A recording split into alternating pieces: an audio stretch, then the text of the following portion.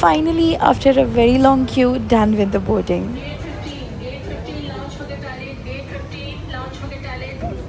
और जब फ़्लाइट हो सुबह सुबह की तो बच्चों का हाल कुछ ऐसा ही होता है।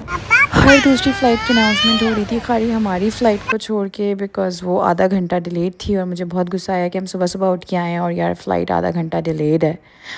ऊपर से आज जो एयरपोर्ट है ना वो सही वाला क्राउडेड हो रहा था, क्योंकि हज वाले जो लोग हैं ना वो भी उनकी भी फ़्लाइट जो हैं वो वापसी की आज ही थी और बस बहुत क्राउडेड था। बाबू कहाँ जा रहे हैं? बाबू कहाँ जा रहे हो? आइज़ो कहाँ जा रही हो? वेल फाइनली हमारी फ़्लाइट की अनाउंसमेंट भी हो गई और हम जो है वो भागते हुए गए अपनी प्लेन की तरफ।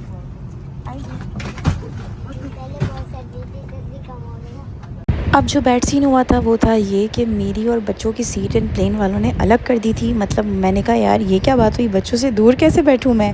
बट हमें एक अच्छी सी आंटी मिली, उन्होंने अपनी सीट हमसे एक्सचेंज कर ली और फिर हम जो है वो साथ बैठ गए। सो या इट वाज़ गुड नाउ। अब फ़्लाइट क्योंकि सुबह सुबह की थी तो बेटी तो मेरी फ़ौरन सो गई, इनफैक्ट मेरा बेटा भी सो गया। दोनों इतनी ज़्यादा नींद में थे और मेरी हाल कुछ ऐसी थी क्योंकि मैं रात में भी नहीं सोई थी और सुबह सुबह यहाँ आ गए। मेरे पीछे वाले अंकल कितना मस्त सो रहे हैं माशाल्लाह से, मैं चाह रही थी मैं भी इनकी तरह सो ही जाऊँ। अब मैं नींद की वादियों में जा ही रही थी कि ब्रेकफ़ास्ट आ गया। मैंने कहा ये करना तो ज़रूरी है यार। वेल ब्रेकफ़ास्ट में इन्होंने हमें सर्व किया था एक बोरिंग सा प्लेन बन और ये ऑमलेट जो कि काफ़ी फीका था और ये बॉइल्ड पोटैटो जो कि बहुत ही बुरा था और साथ इसके एक मफ़िन था। खैर नाश्ता करना तो था पर मुझे इतना ख़ास लगा नहीं, तो मैंने बस एक दोने वाले ऑमलेट के ले लिए एंड दैट्स इट। फिर एयर होस्टेस से मंगाया एक छोटू सा कंबल और इन दोनों को मैंने उड़ा दिया बिकॉज़ इन दोनों को बहुत ज़्यादा सर्दी लग रही थी। बेटा तो मेरा दिख भी नहीं रहा। वेल नींद तो मुझे भी बहुत आ रही थी पर पता नहीं क्यों मैं प्लेन में बिल्कुल भी नहीं सो सकती।